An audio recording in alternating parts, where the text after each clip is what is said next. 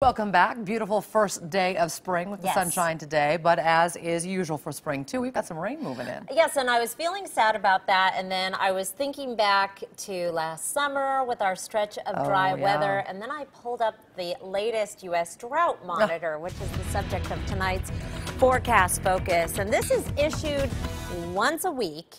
And so this is fresh information about drought conditions across the United States. And here is the key right here. The yellow is the dry. Moderate is in this skin-toned brown, severe darker brown. The extreme is in the red, and then that dark maroon. Boy, that's the Dust Bowl area right there, right in Oklahoma. That is exceptional. And boy, look at the huge swath of the United States under at least some kind of drought condition. Now, the storm track all winter has been right through this area where there is no sign of any dryness.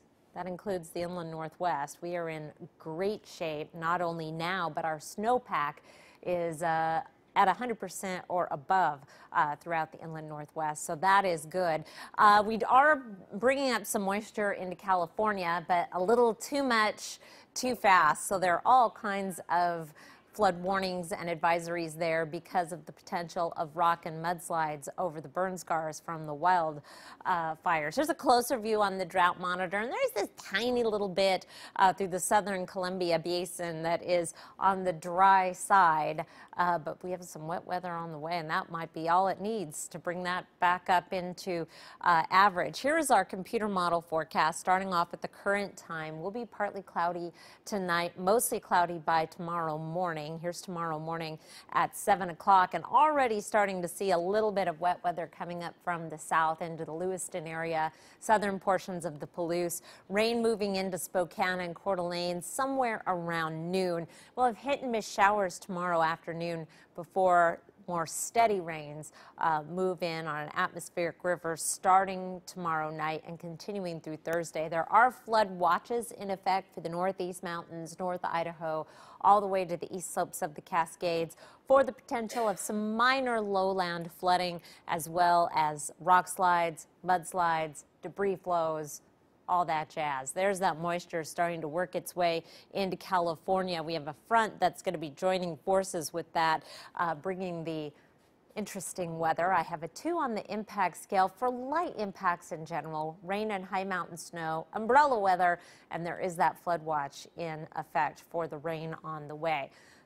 Moisture pouring into the southwest. Meanwhile, another nor'easter taking aim at the northeast. There are winter storm warnings and advisories throughout this area. 30s for highs from Minot down through Chicago, 38 for a high today in New York City. It was 56 in Seattle and 60 in Portland. Your 7-day forecast, there's that 2 on the weather impact scale for the rain on the way Wednesday night and into Thursday. Then a cool down. Temperatures in the 40s through the weekend with just hit and miss showers in a variety of forms. Maybe a sprinkle, maybe some grapple, a snowflake here or there, but mostly dry. 20% Friday, 30% Saturday and Sunday. Well, you know, even though it was the first day of spring, it was a great day to hit the slopes. And